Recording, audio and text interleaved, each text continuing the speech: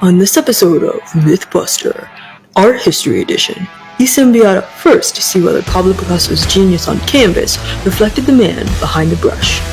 Finally, they test Picasso's claim that African masks truly equate to female primitiveness and danger. Between them is more than 1 year of art history studying experience. They don't just tell the myths, they put them to the test. We break down the legacy of one of art history's greatest, Pablo Picasso. Often regarded as one of the 20th century's most influential artists, he's most notable for his Cubist works and even cited as the movement's co-founder.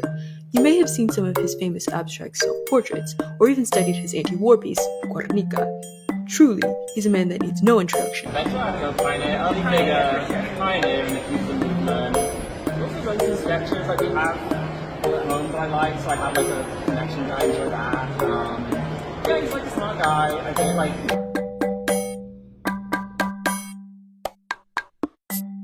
Picasso, a name we've all heard before. We've all seen the paintings and thought, those are some weird shapes. There's actually a method to his madness. It's called Cubism. He wanted to shatter the perspective so the viewer can look at the subject from every angle all at once. Inside, outside, up top, or underneath. He wanted to change the way viewers saw shapes and space in art. I think we need to do some field research to really get this myth down. Yeah, I think to understand the gravity of this myth, we need to do some interviews at MoMA to see people's perspectives on Picasso and his work. Yeah, and then we can compare those to like actual life. Cool, let's do it. I'm gonna shave first, though. Okay. Yeah. The Mythbusters have found just a place to get this myth off the ground.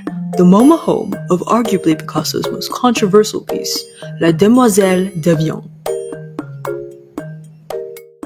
He created Cubism and his kind of divergence from realism. oh, he's Spanish. He's done a lot of interesting work. Like he's part of Cubism, but like he's an inventor. I don't know. I love this painting, so maybe I think it represents like femininity or immigration. That's not popular.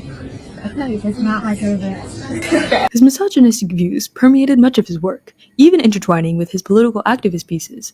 Take The Weeping Woman, a piece created alongside Guernica that was in reaction to the Spanish Civil War. He immediately became obsessed with the depiction of women suffering, seeing as women are suffering machines, according to Picasso. That's gotta be weird, right? His often cited muse for such iconography and trailblazing artist in her own right, Dora Maar, has even been quoted saying, "All his portraits of me are lies. They're all Picasso's. Not one is Dora Maar." Picasso's objectification continues in a piece that is most commonly known as the Demoiselles d'Avignon, but should really be named a dehumanizing shit show. This piece, Les Demoiselles d'Avignon, is a piece that Picasso created about women in a brothel in Avignon, France.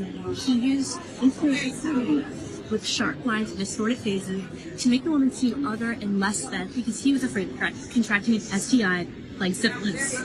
He wanted other people to see women as other and to be scared of them so that way it would not be his fault if he contracted syphilis. This myth has been busted. Picasso's a terrible person. Let's further delve into Picasso's claim that African masks was representative of a primitive, dangerous culture analogous to his view of women. Let's go to the African Art Museum to figure it out. Okay, for this myth, I think we need to actually see one of these African masks that he is referencing. Yeah, I think I'm gonna go to the African Art Museum and see, the actual function of the mask compared to his claim. Cute! We're at the African Art Museum, and we can see the Bantu mask, part of the Democratic Republic of Congo. This piece simultaneously highlights female empowerment, education, and a young woman's life through womanhood. This completely busts Picasso's claim that African masks equate to female primitiveness, kind of suggesting who is more primitive. Similar concepts are also featured in the Mublo of Mayo Yanso, also known as the portrait masks.